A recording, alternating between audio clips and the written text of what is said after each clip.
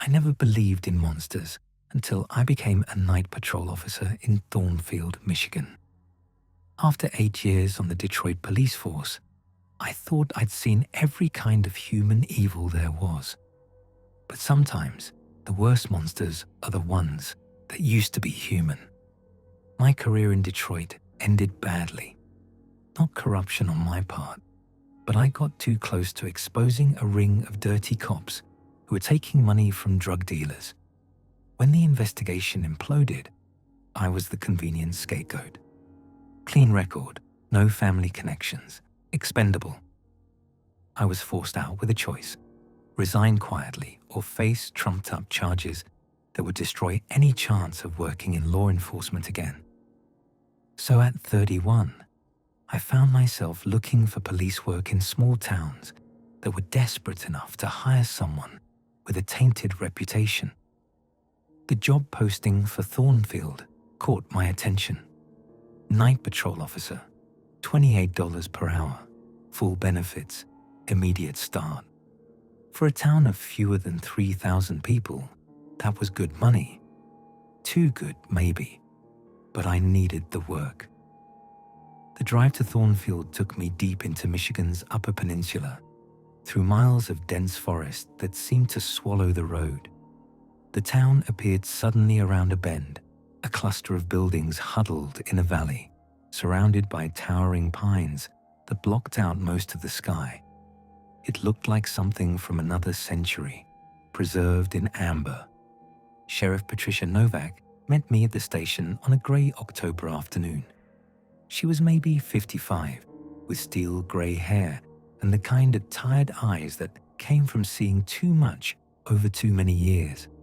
Her handshake was firm, but I noticed her hands were cold, despite the warm office. "Derek Walsh," she said, looking at my file. "Detroit PD for 8 years, good arrest record, excellent marksmanship scores." She paused. "Says here you left under some kind of cloud." "I was investigating police corruption. Got too close to the wrong people." Novak nodded slowly. "That takes guts or stupidity. Sometimes hard to tell the difference." She set my file aside. "Here's the thing about Thornfield, Walsh. It's not Detroit. We do things differently here, especially on night shift." She handed me a manila folder thick with paperwork. "Your patrol route, protocols, emergency contacts. Read everything tonight, memorize it. Some of these procedures might seem unusual, but they exist for good reasons." I flipped through the pages, noting standard stuff: radio codes, contact information, shift schedules. But there were other things that seemed odd for a small town department. "Always respond to calls in pairs when possible," I read aloud. "Night shift is different," Novak said. "Things happen after dark that don't happen during the day. You'll understand once you've been here a while." I kept reading. "Never pursue suspects into the woods alone after 11 o'clock. What's special about 11 o'clock? That's when the forest gets dangerous. Wild animals, uneven terrain, easy to get lost. We've had officers injured pursuing suspects into the woods at night." The list went on: monthly medical examinations, immediate medical evaluation for any civilian found outside after midnight, a list of 47 addresses marked with red stars that required special handling. "What kind of special handling?" I asked. Novak's expression grew guarded. "Those are old family homes, long-time residents who've been here for generations. They can be, set in their ways, suspicious of outsiders, especially police. You'll need to approach them with extra courtesy and patience. And the medical exams. Dr. Foster runs those. Just routine health screenings to make sure you're handling the stress of night shift work. Some officers have trouble adjusting to the hours, the isolation." She looked directly at me. "This isn't Detroit, Walsh. There's no backup 5 minutes away. No city lights, no 24-hour diners, just you, the radio, and whatever's out there in the dark. After the paperwork was finished, Novak gave me a walking tour of Thornfield. During the day, it looked like any other small Michigan town. Main Street had a hardware store, a diner, a small grocery store, and a few other businesses. People waved as we passed, friendly and normal. But I noticed things. Everyone we met seemed to know exactly who I was before Novak introduced me.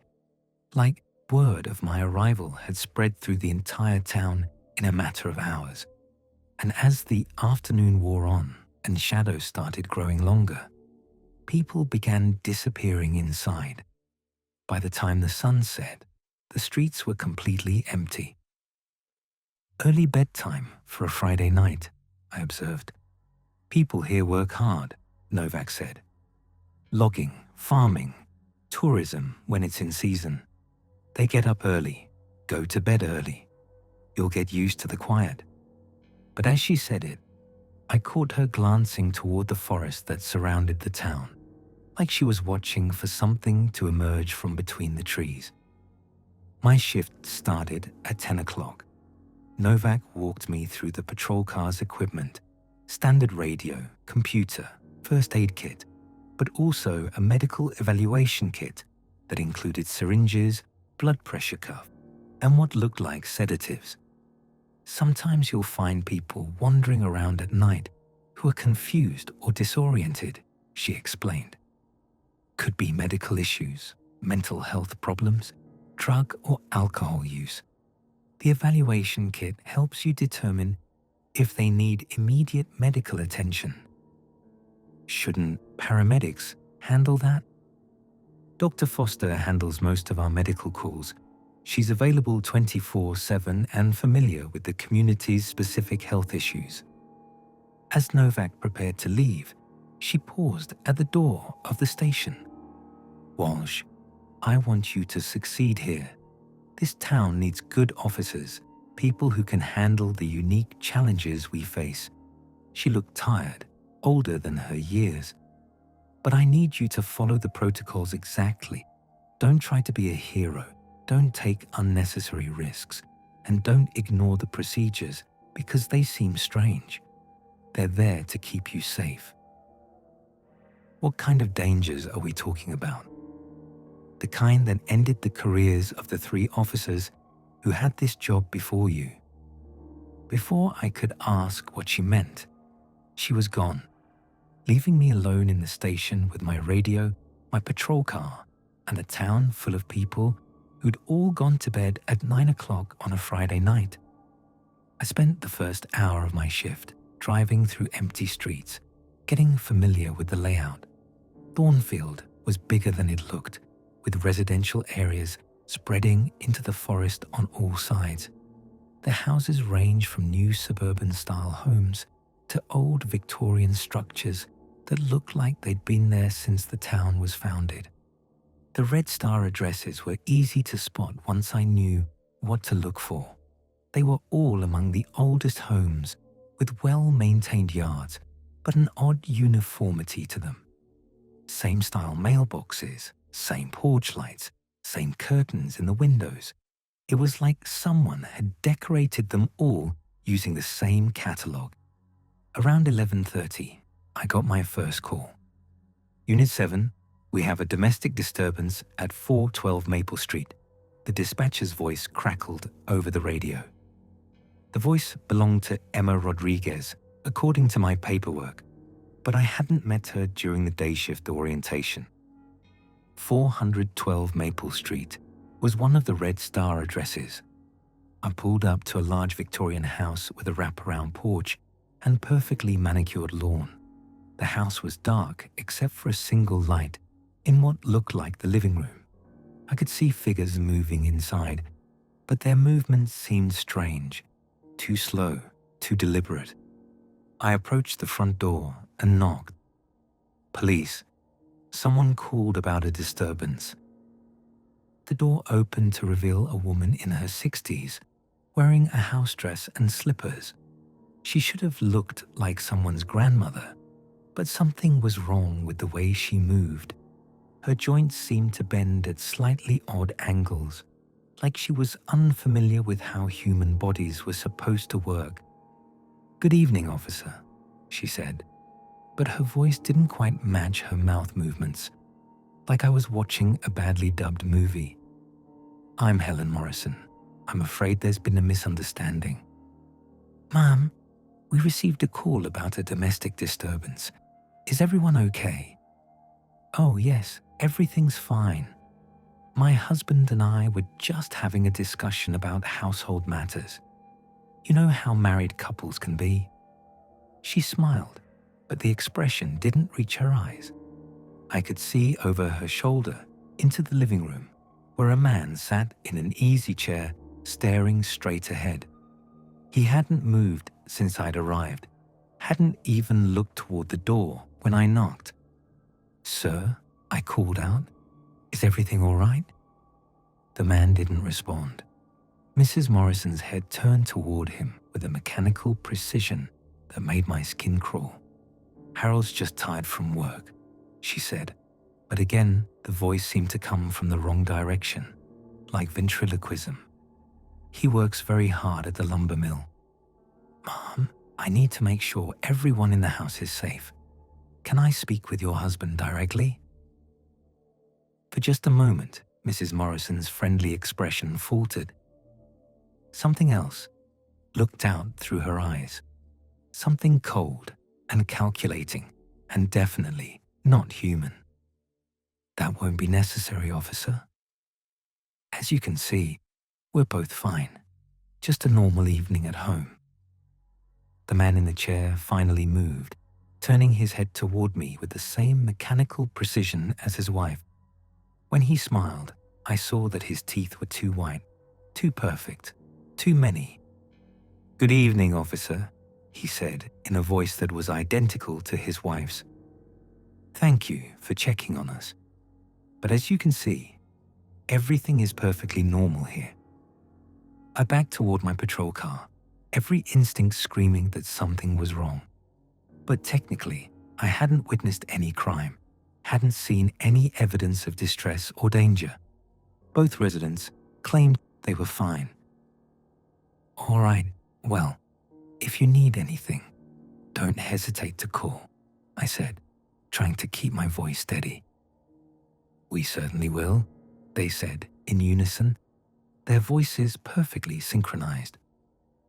As I drove away, I glanced in my rearview mirror and saw them still standing in the doorway, perfectly still, watching my car disappear into the darkness. I radioed dispatch. "Unit 7 to dispatch. Domestic at 412 Maple Street. Resolved. No further action needed." "Copy that, Unit 7, Emma Rodriguez replied. "How did it go?" "Fine," I lied. "Just a misunderstanding between spouses." But as I continued my patrol through the empty streets of Thornfield, I couldn't shake the feeling that I'd just had my first encounter with something that wasn't entirely human. My first week in Thornfield passed in a haze of sleepless days and increasingly disturbing nights. During daylight hours, I tried to adjust to sleeping when the rest of the world was awake, but my body fought the change. Every noise seemed amplified, every shadow seemed wrong. Officer Ben Crawford worked the day shift and had volunteered to help me understand the town dynamics. He was in his 40s, a 15-year veteran of the Thornfield PD, who'd moved here from Grand Rapids after his divorce. "The trick to working nights here," he said over coffee at the diner, "is understanding that Thornfield has two different populations, the old families and the new families. What's the difference?" Ben stirred sugar into his coffee thoughtfully. "The old families have been here since the town was founded in 1873. Same names, same houses, same businesses passed down through generations. They run things, the logging company, the medical clinic, city council, school board. They're not unfriendly exactly, but they keep to themselves. And the new families. People like you and me moved here in the last 20 years or so, looking for small town life, good jobs, safe place to raise kids. We make up maybe a third of the population now. Ben's expression grew serious. The red star addresses Sheriff Novak showed you. Those are all old family homes. What makes them special? Let's just say they have different customs, different ways of handling problems. If you get called to one of those addresses, be extra polite, extra careful. Don't push too hard if they don't want to talk. Ben, I had a call to the Morrison house on my first night. Something felt wrong about the whole situation. Ben set down his coffee cup and looked around the diner to make sure no one was listening. Helen and Harold Morrison have been married for 40 years. Model citizens, never caused any trouble.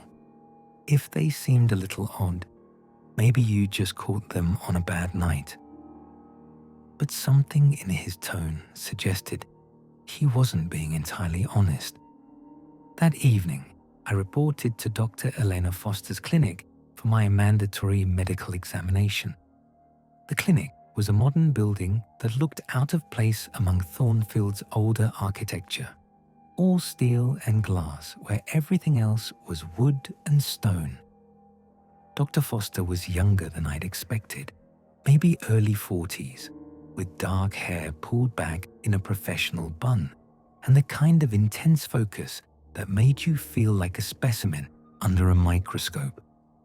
"Officer Walsh," she said, shaking my hand with fingers that were surprisingly cold. "How are you adjusting to night shift work?" "Still getting used to it. The sleep schedule is tough." "That's normal. Your circadian rhythms need time to adapt." She led me into an examination room that was equipped far beyond what a small town clinic should need. Multiple IV stations, monitoring equipment that looked like it belonged in a hospital, and a locked cabinet full of medications I didn't recognize. The examination was thorough. Dr. Foster took blood samples, tested my reflexes extensively, and asked detailed questions about my family medical history going back 3 generations. "Any history of mental illness in your family?" she asked, drawing yet another vial of blood. "No, not that I know of." "Autoimmune disorders? Unusual reactions to medications or vaccines?" "Doctor, is this all really necessary for a routine employment, physical?" She looked up from her notes with an expression that was professionally neutral, but somehow unsettling. "Officer Walsh, Thornfield has unique health challenges. We're isolated, far from major medical facilities. It's important that I understand each resident's medical profile completely, so I can provide appropriate care."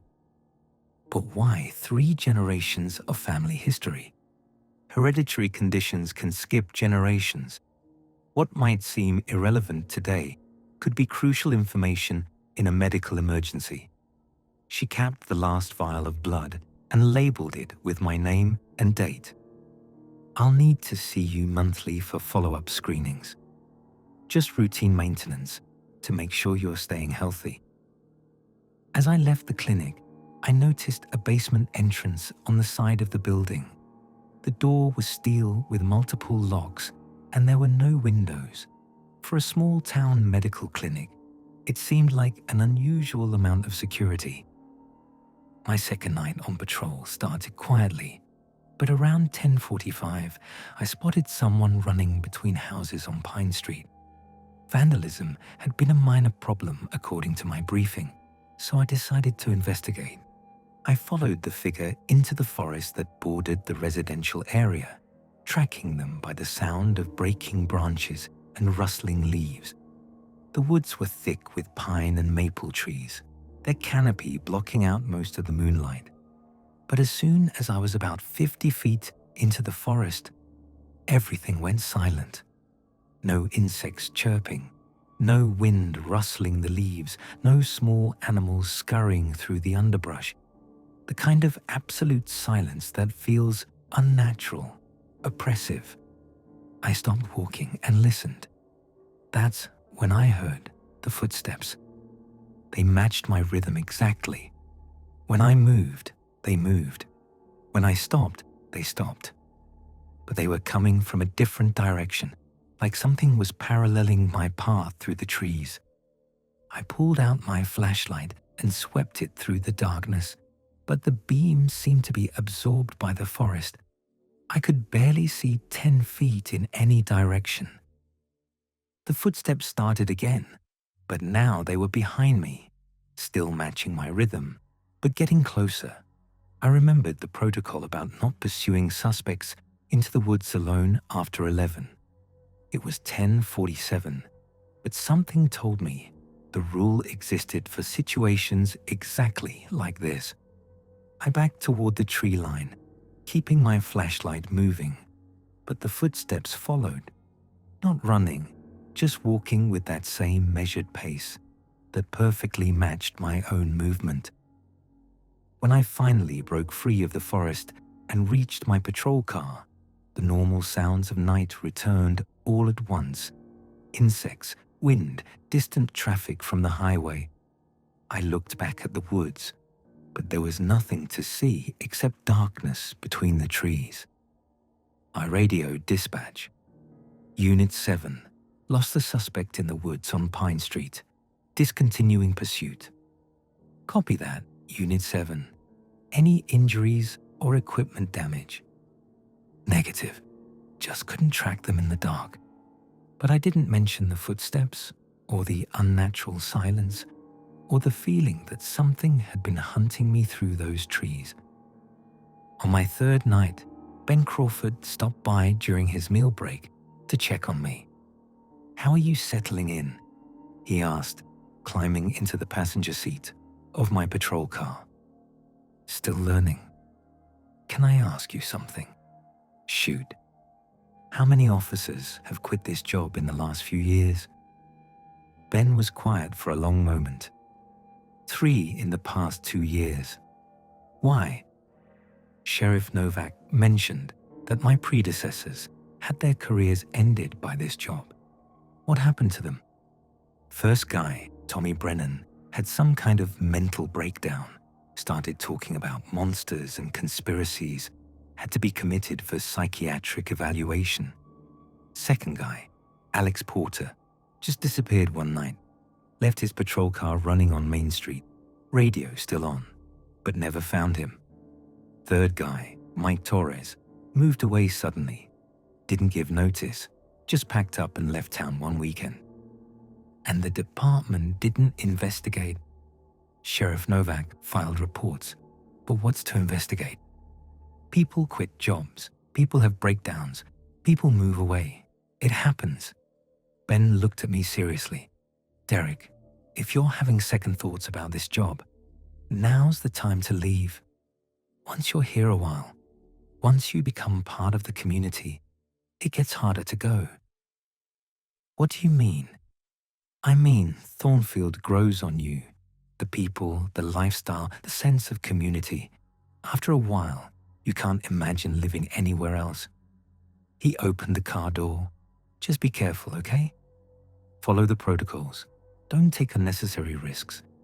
And remember that some questions are better left unasked." After Ben left, I spent the rest of my shift thinking about what he'd said. 3 officers in 2 years was a lot of turnover for a department this size.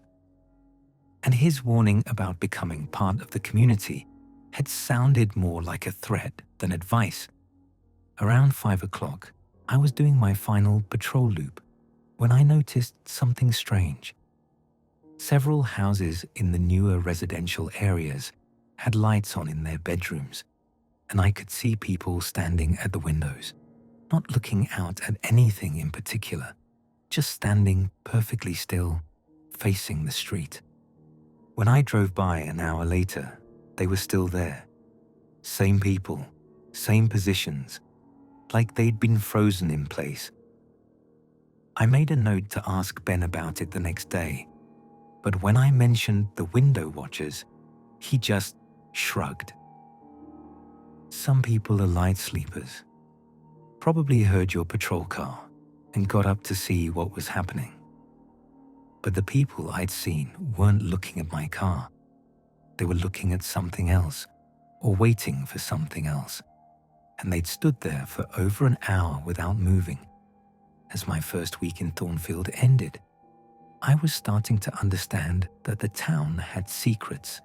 The question was whether those secrets were worth my salary or whether I should follow the example of my 3 predecessors and find somewhere else to work. But Ben had been right about one thing. Thornfield was growing on me. The quiet streets, the sense of purpose, the feeling that I was protecting a community that needed protection, even if I wasn't entirely sure what I was protecting them from. My second week on night patrol brought a routine that should have been comforting but somehow made everything worse. I worked alone from 10 a.m. to 6 p.m., covering all of Thornfield with hourly radio check-ins to dispatch. Emma Rodriguez always sounded alert and professional, but I'd started asking around during the day and discovered something odd. No one had ever actually seen her in person.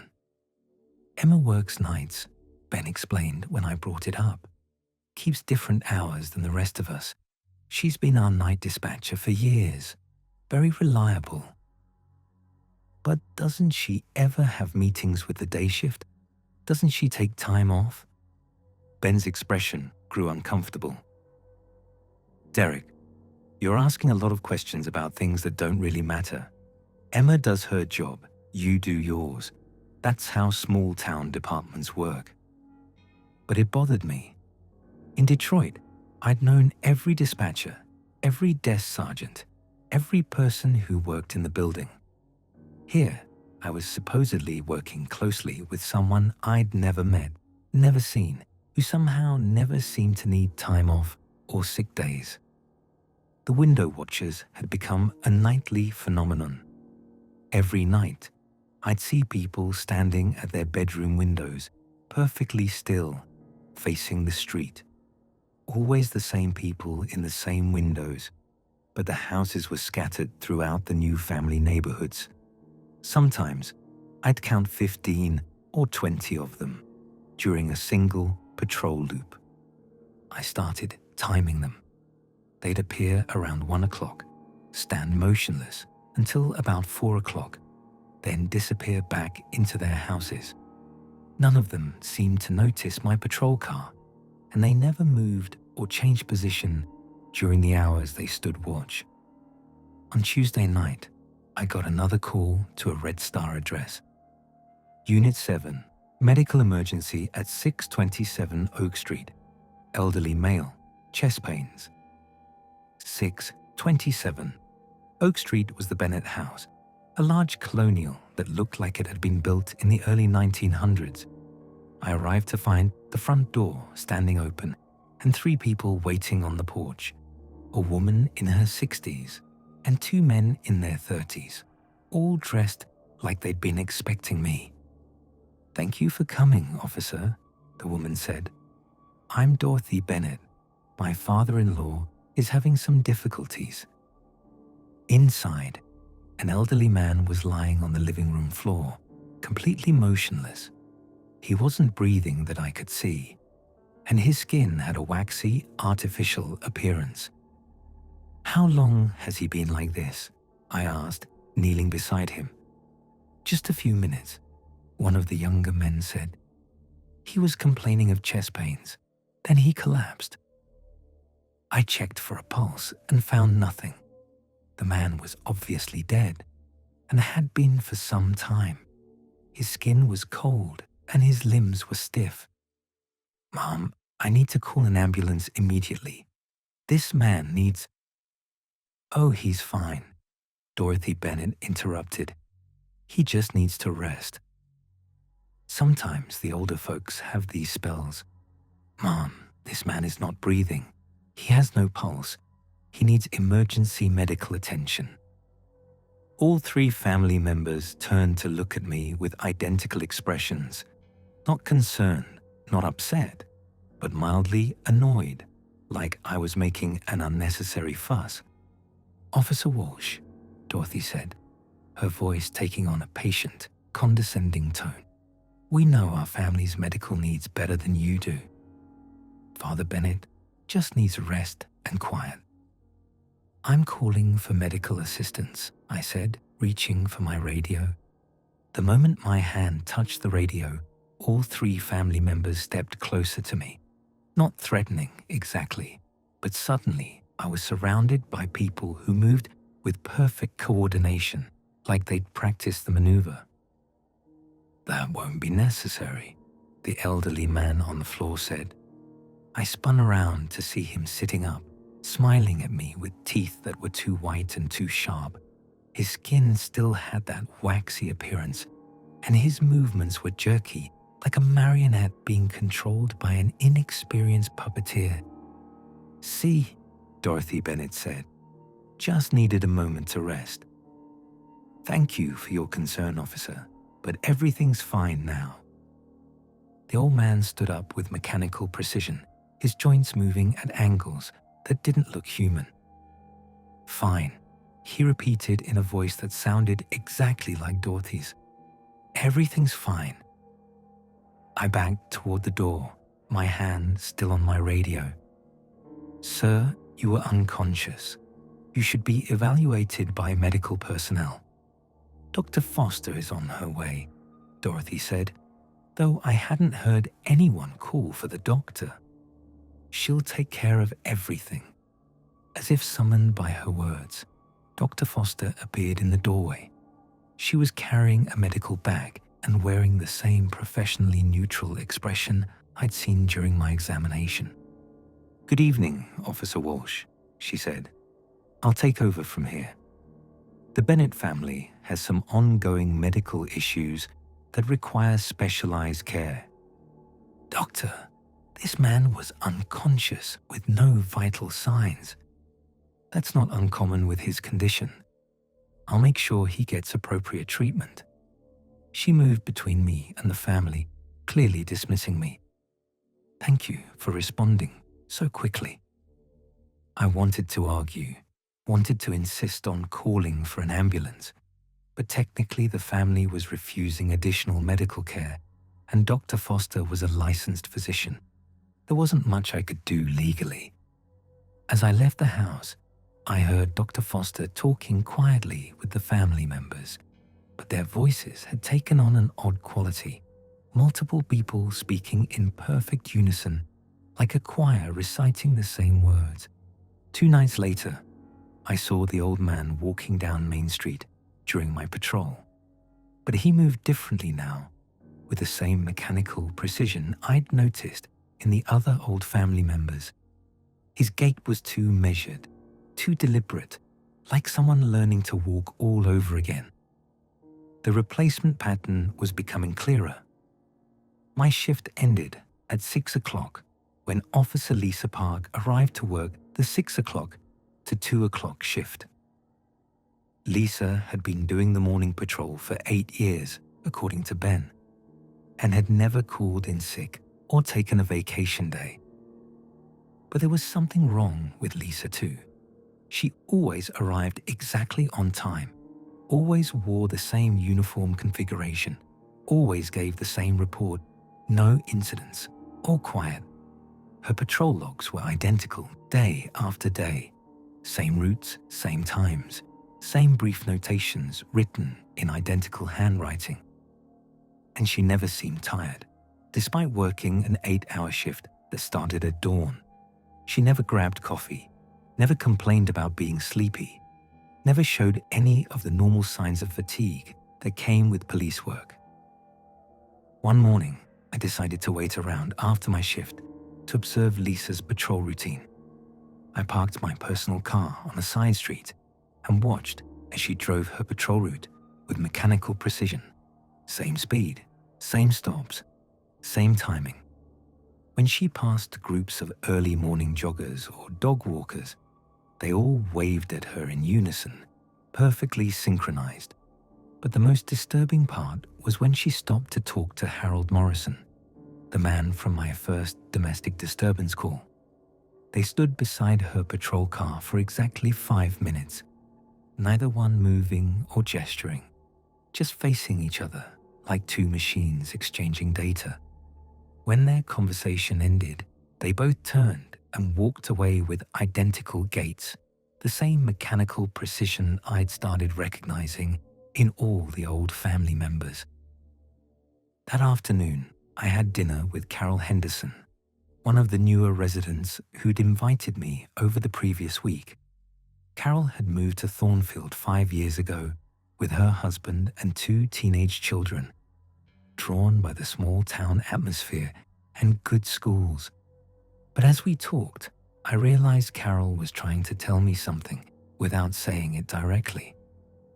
"The old families have been very welcoming," she said carefully, glancing toward the windows as if making sure we weren't being overheard. "They've helped us understand local customs, community traditions." "What kind of traditions?"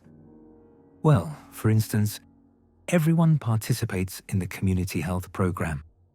Dr. Foster provides excellent preventive care for all residents." Carol stirred her coffee nervously. "Monthly checkups, vaccination updates, nutritional supplements. It's really quite comprehensive." "That sounds expensive for a small town." "Oh, it's all covered by the Community Medical Fund. The old families established it years ago to make sure everyone in Thornfield stays healthy." She set down her coffee cup and looked directly at me. "Derek, some families have been here much longer than others. They understand things about this place that newcomers need to learn gradually." "What kind of things?" Carol glanced toward the windows again, then leaned closer. "Be careful who you trust. Some people aren't exactly who they seem to be. And if Dr. Foster asks you to start taking the community health supplements, you might want to think carefully before agreeing." "Why? What's wrong with the supplements?" Before Carol could answer, there was a knock at the front door. When she opened it, Dr. Foster was standing on the porch with her medical bag and that same neutral expression. "Good evening, Carol. Time for Kevin's monthly checkup." Carol's husband appeared from the kitchen, moving with the same mechanical precision I'd been noticing in other residents. "Ready, doctor," he said in a voice that sounded flat, emotionless. As Dr. Foster and Kevin disappeared into the back of the house, Carol gripped my arm. "Be careful, Derek," she whispered. "Some changes can't be undone." By my 3rd week in Thornfield, I'd started keeping an unofficial list of observations in my head. Not writing anything down, somehow that felt dangerous, but cataloging the patterns I was seeing. The old families moved with identical gaits and spoke with synchronized voices.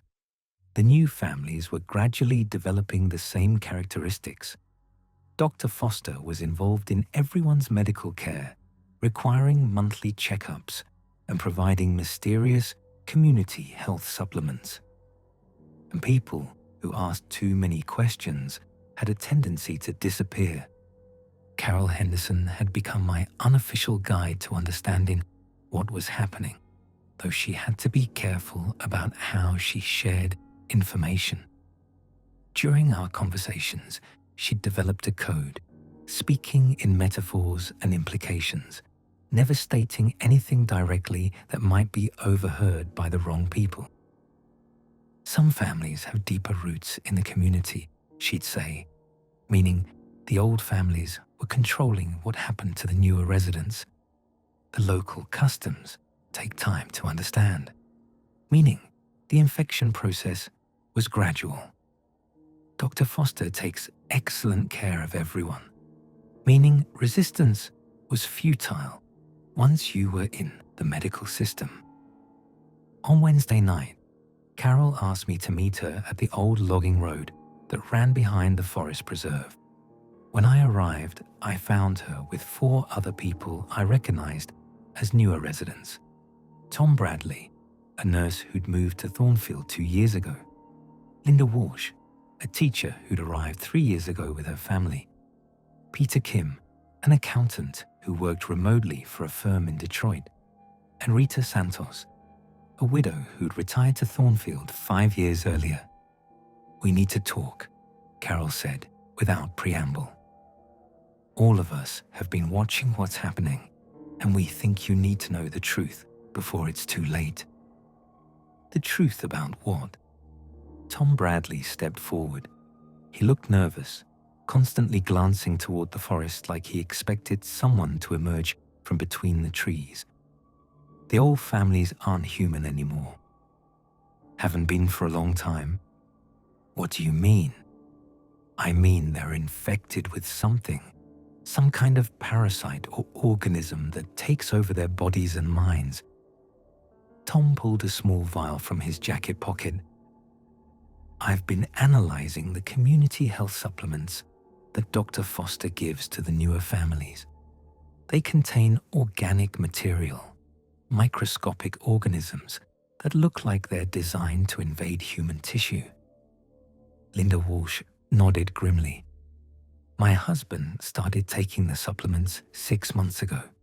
At first, everything seemed normal, but gradually, he started changing. His behavior became more regimented, more predictable. He stopped expressing personal opinions, stopped showing emotional responses to things that used to matter to him." "Where is he now?" I asked. "Still at home. Still looks like my husband, still responds to his name, but it's not him anymore. It's something else wearing his body." Tears ran down her face. "The worst part is, sometimes I can see him in there, trapped behind whatever's controlling him. He'll look at me with his real eyes for just a moment, and I can tell he knows what's happened to him, but can't do anything about it." Peter Kim spoke up. "We've been comparing notes, trying to understand the pattern. The infection seems to start slowly. Personality changes, behavioral modifications, loss of individual identity. But it accelerates over time. Eventually, the original person is completely gone, and what's left is just another drone in the collective." "Collective?" "They share information somehow," Rita Santos explained. "Watch them carefully and you'll see it. The old family members all know things they shouldn't know, respond to situations before they happen, coordinate their actions like they're following the same script." Carol looked directly at me. "Derek, Dr. Foster is going to ask you to start taking the supplements soon. She's been building up to it during your monthly exams, talking about stress, suggesting you need additional support to adjust to night shift work. What happens if I refuse?" "That depends," Tom said. "If you're lucky, you lose your job and are forced to leave town. If you're unlucky." He gestured toward the forest. "Some people who refuse just disappear. Officially, they move away or have accidents, or decide to start new lives somewhere else." "How long has this been going on?" "We think it started sometime in the 1870s, Carol said. "The original settlement of Thornfield was completely wiped out in 1873, officially blamed on a cholera epidemic, but the records are suspicious. Then suddenly, new families with the same names appeared and rebuilt the town." Linda nodded. "I did some research at the County Historical Society. The new families all arrived within a few weeks of each other, but there's no record of where they came from. It's like they just materialized with complete identities and histories. And they've been slowly expanding ever since," Peter added, "attracting new residents, converting them gradually, building a larger and larger base of infected individuals. But why? I asked. What's the point? Rita leaned forward. We think they're preparing for something, building an army maybe, or creating a sustainable breeding population. The infection spreads slowly enough to avoid detection by outside authorities, but steadily enough to ensure long-term survival. Tom pulled out a small map of the region. It's not just Thornfield.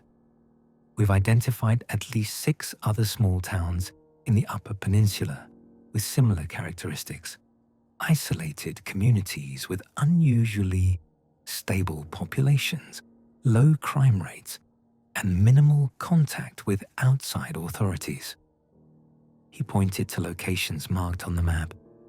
Cedar Falls, population 1,847. Haven't had a serious crime in 15 years, and the police force consists entirely of officers who've been there for over a decade. Millfield, population 2,234. The entire city council has held their positions for 20 years, and they all moved there from other places at the same time. So this is spreading? Slowly but steadily. We think the goal is to create a network of infected communities across rural Michigan, eventually expanding into other states. Carol's voice was barely a whisper. And once they reach a critical mass, they won't need to hide anymore. I thought about Sheriff Novak's tired eyes, her warning about following protocols, her apparent relief at hiring me. What about the sheriff? Is she infected? Partially, Tom said. We think she was exposed years ago but has been fighting the infection somehow. She still has some of her original personality, but it's a losing battle. That's probably why she hired you. She's trying to find someone who can expose what's happening before she loses herself completely. How much time do I have? Hard to say. Dr. Foster will probably approach you about the supplements within the next week or 2. Once you start taking them, the conversion process begins immediately. Carol gripped my arm. Derek, we need your help. You're the only one in a position to gather evidence and contact outside authorities. What kind of evidence? Tom handed me a small camera.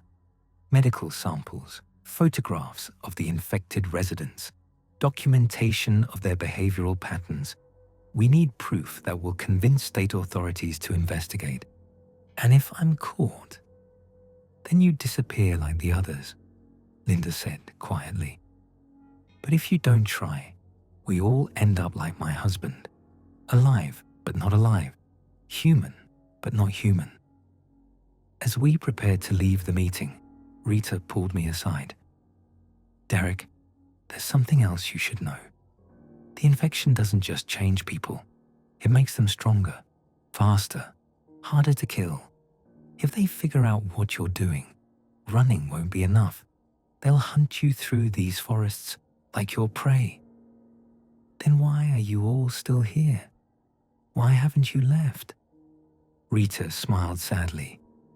Because some of us have family members who are partially infected, and we can't abandon them.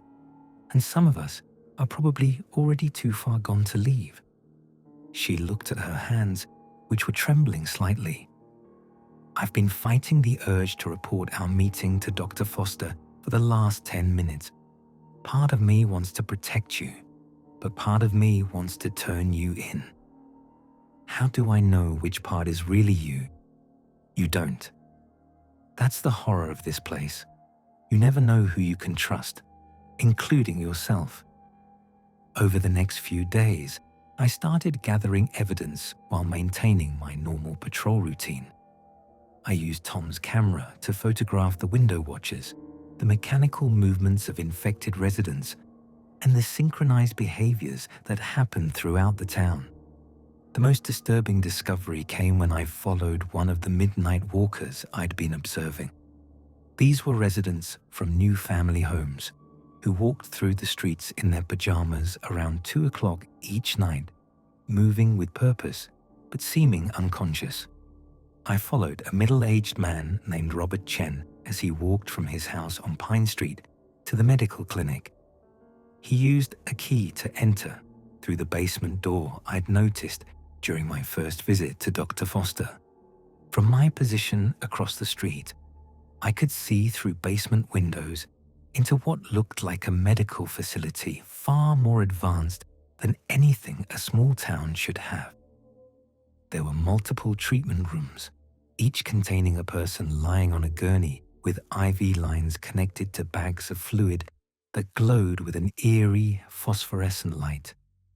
Robert Chen lay down on an empty gurney, and within minutes, Dr. Foster appeared to hook him up to the same type of IV system. The glowing fluid began flowing into his bloodstream, and his body started convulsing slightly, like he was fighting against something inside him.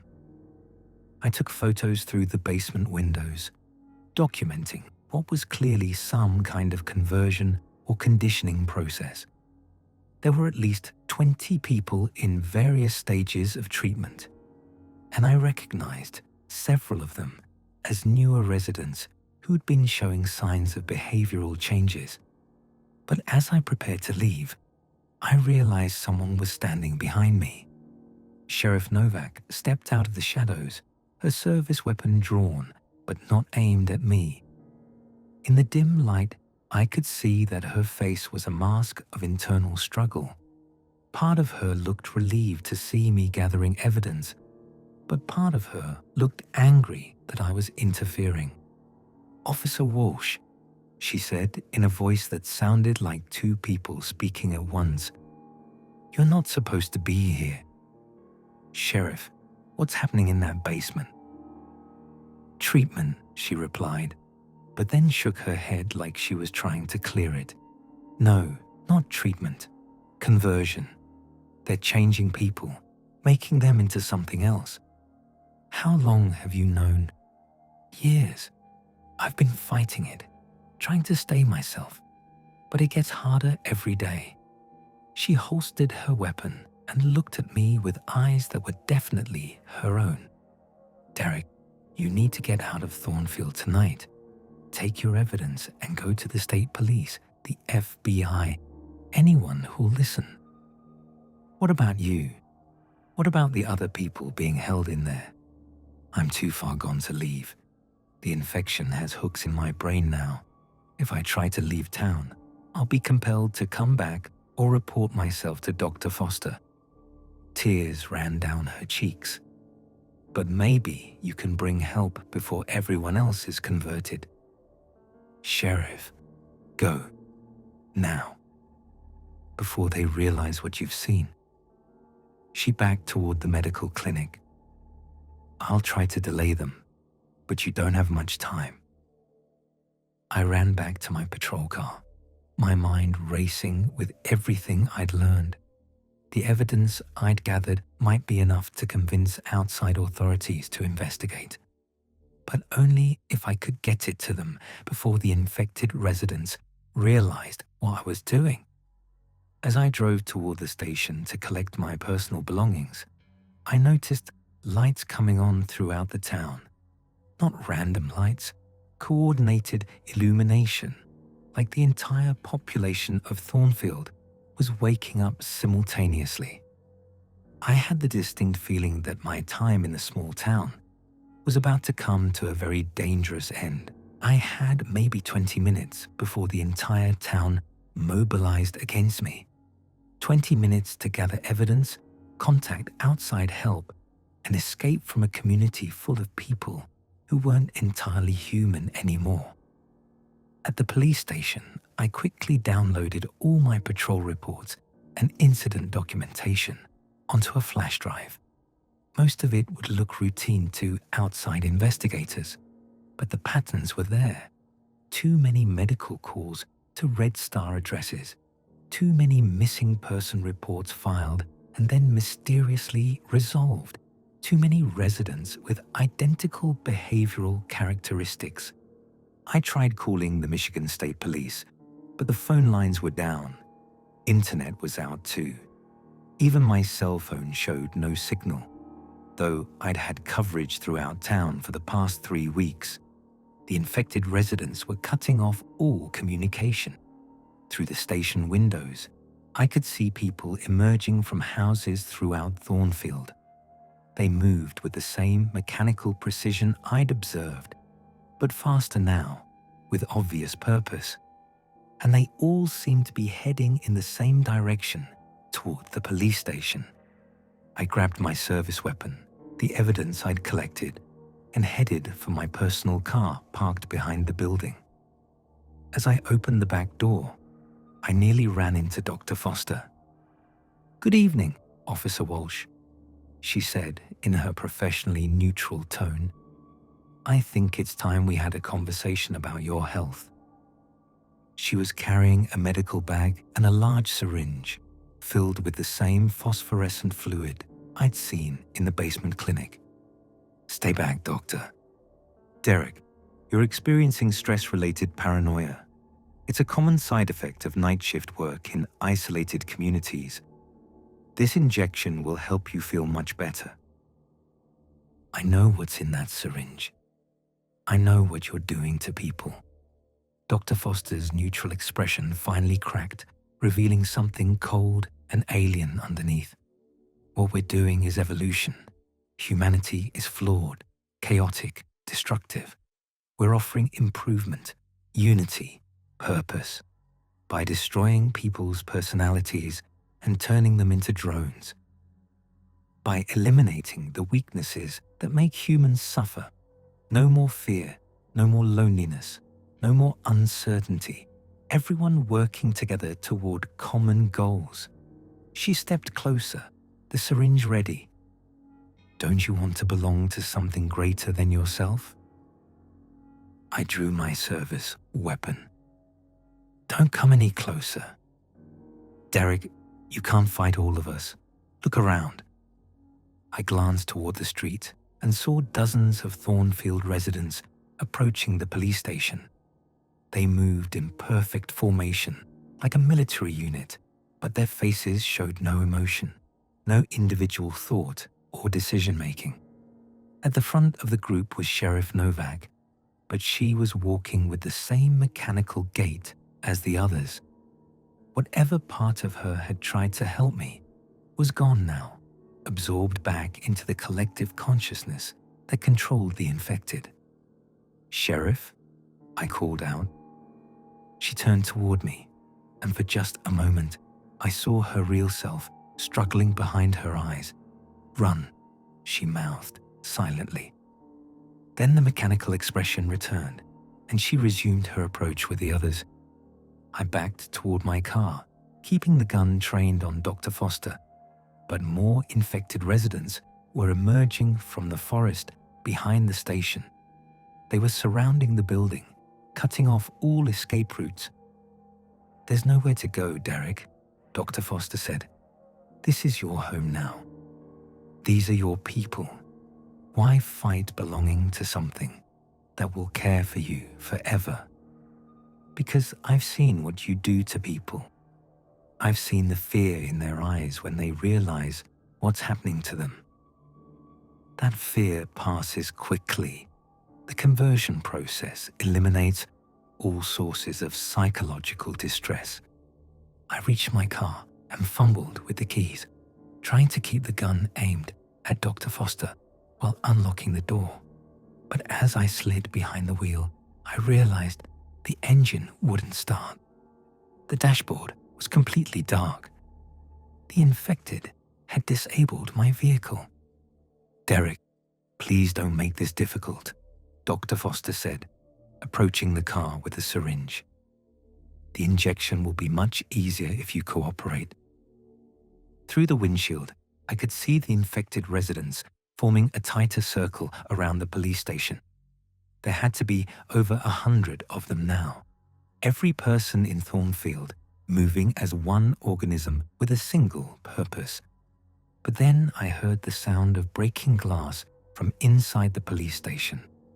Carol Henderson emerged through a side window, carrying a backpack and moving with desperate urgency. She was followed by Tom Bradley, Linda Walsh, and Peter Kim, the other members of our resistance group. "Derek!" Carol shouted. "This way!" Dr. Foster spun toward the sound, momentarily distracted. I rolled out of the car on the opposite side and ran toward my would-be rescuers. "How did you get here?" I asked Tom as we regrouped behind the police station. "We've been watching the medical clinic. When we saw the mass activation beginning, we knew they'd come for you." He handed me a set of keys. "Linda's car is parked in the forest preserve. If we can reach it, we might be able to get to the highway before they organize a pursuit." "What about the others? What about Linda's husband and all the other partially infected people?" Linda's face was streaked with tears. "They're gone, Derek. I saw my husband in that crowd, and there was nothing left of him that I recognized. Whatever these things are, they don't leave anything human behind." We ran toward the forest preserve, but the infected residents were faster than I'd expected. They moved through the woods with inhuman coordination, somehow able to navigate the darkness without stumbling or getting lost. And they were herding us. Every time we tried to change direction, infected residents would appear to block our path. They weren't just chasing us. They were guiding us toward a specific location. "They're driving us toward the old lumber mill," Peter said, breathing hard as we climbed over fallen logs and pushed through dense undergrowth. "It's a dead end. If they get us there, we're trapped." "Then we don't go to the lumber mill," Carol said. "We go up." She pointed toward a steep hillside that led up to a rock outcropping overlooking the town. It would be a difficult climb, especially in darkness, but it was the only direction the infected hadn't blocked. As we scrambled up the hillside, I could hear them below us, dozens of people moving through the forest with perfect coordination, communicating without words, hunting us like a pack of predators. But these weren't mindless monsters. They were people I'd met, people I'd protected, people who'd been consumed by something that wore their faces while erasing everything that had made them human. We reached the rock outcropping just as the first infected residents emerged from the forest below. In the moonlight, I could see the entire population of Thornfield spread out across the landscape, all of them looking up at us with identical expressions of patient determination. "Now what?" Linda asked. Tom pulled out a satellite phone, military-grade equipment that didn't rely on local cell towers. "I've been saving this for an emergency. Signal should be strong enough from up here to reach the outside." As he dialed, Dr. Foster's voice echoed from the forest below, amplified somehow so we could hear it clearly. "Derek, you're making this much more difficult than it needs to be. You can't contact outside authorities. We have people in the state police, the FBI, the Department of Health. Your evidence will be dismissed. Your testimony will be ignored, and you'll be brought back to Thornfield for treatment." "She's bluffing," Peter whispered, but he didn't sound convinced. Tom got through to someone at the FBI field office in Detroit. I could hear both sides of the conversation in the clear night air. "This is Agent Morrison. What's your emergency?" "Agent Morrison, this is Tom Bradley calling from Thornfield, Michigan. We have a situation involving mass infection or contamination of the local population. We need immediate assistance." There was a pause. Tom Bradley, the nurse who filed the false reports about biological contamination last month? Tom's face went pale. "What?" "I never filed any reports. Mr. Bradley, you've contacted this office 4 times in the past month with various conspiracy theories about your community. We've already investigated your claims and found no evidence of wrongdoing. If you continue making false reports, we'll have to consider harassment charges. Agent Morrison, I've never called your office before tonight. Mr. Bradley, I'm looking at your file right now. Multiple reports of biological contamination, mass mind control, inhuman residents, all investigated and dismissed as delusions. Now, if you'll excuse me, the line went dead. Dr. Foster's voice drifted up from below. Derek, your resistance group has been filing false reports for months, claiming various impossible scenarios involving Thornfield. Outside authorities consider you all mentally unstable conspiracy theorists. How? Carol whispered. Because they have people everywhere, Linda said, her voice hollow with despair.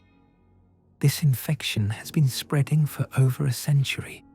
They've had plenty of time to place people in key positions to discredit anyone who tries to expose them. From our position on the rock outcropping, I could see infected residents climbing the hillside below us. They moved with inhuman agility, covering ground that should have taken hours in a matter of minutes. We have one more option, I said, pulling out my phone and the photos I'd taken of the medical facility. Social media. If we can upload these photos and our story to multiple platforms simultaneously, maybe some of it will get through before they can suppress it. The internet's down, Peter reminded me, not satellite internet. Tom pulled out a small device from his backpack, portable satellite uplink. I've been preparing for this possibility for months. As Tom worked to establish a connection, the first infected residents reached our position. But instead of attacking, they formed a circle around the base of the rock outcropping and waited. Derek, Sheriff Novak called up to us. Her voice sounded like her own, but with an odd echo, like multiple people speaking in unison. You can't win this. We've had over a century to prepare for situations like this. Every agency that might help you has our people in it. Every authority that might investigate us has been compromised. Then why are you trying so hard to stop us? Because we care about you. Because you're part of our community now, and we don't want to lose you. She paused. And because if too many people learn the truth at once, it creates complications for our expansion plans. Tom got the satellite connection working and started uploading our evidence to multiple social media platforms, government websites, and news outlets. But as soon as he began, the infected residents below us started making a sound I'd never heard before, a low, harmonious humming that seemed to vibrate through the rock beneath us. What are they doing? Linda asked. Calling for help, Carol said, staring down at the growing crowd of infected residents. Look at the road. Vehicle headlights were approaching Thornfield from multiple directions. Not just a few cars, but dozens of vehicles converging on the town from across the region. Infected residents from other communities, Tom said grimly. They're mobilizing everyone within driving distance. How many people are we talking about? If our estimates are correct about the number of infected communities, thousands. The humming grew louder, and I realized it wasn't just sound. It was some kind of communication system. The infected were coordinating a massive response to our exposure attempt. But Tom had managed to upload most of our evidence.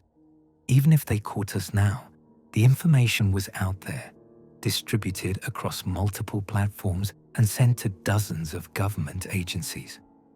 Tom, did it work? I asked. He checked his device, then smiled grimly. Evidence uploaded, story posted, emergency alerts sent to every major news outlet and law enforcement agency. Even if they have people in these organizations, they can't suppress everything. Below us, the infected residents had stopped humming and were staring up at us with expressions of what might have been disappointment. "Derek," Dr. Foster called out, "you've made a serious mistake. Now we'll have to accelerate our timeline, convert more communities faster than we'd planned. You've forced us to become more aggressive. At least people will know what to look for. Will they? Or will they dismiss your evidence as an elaborate hoax, a viral marketing campaign, a psychological experiment? Humans are very good at rationalizing away things that challenge their understanding of reality." As dawn approached, the infected residents began withdrawing into the forest. They moved with the same coordinated precision they'd shown all night, but now they seemed to be following a different plan. "They're letting us go?" Peter asked. "For now," Carol said. "But this isn't over. If anything, we've just made the situation worse by forcing them to adapt their strategy." We climbed down from the rock outcropping and made our way to Linda's car, which was still hidden in the forest preserve. The infected residents we encountered along the way simply watched us pass, making no attempt to stop us. It felt like being released rather than escaping. As we drove toward the highway and away from Thornfield, I realized that our victory might be temporary. We'd exposed the truth about one infected community, but there were others, and now they knew that someone was onto them. The war between humanity and whatever was consuming it from within had just begun, and I wasn't sure which side was winning.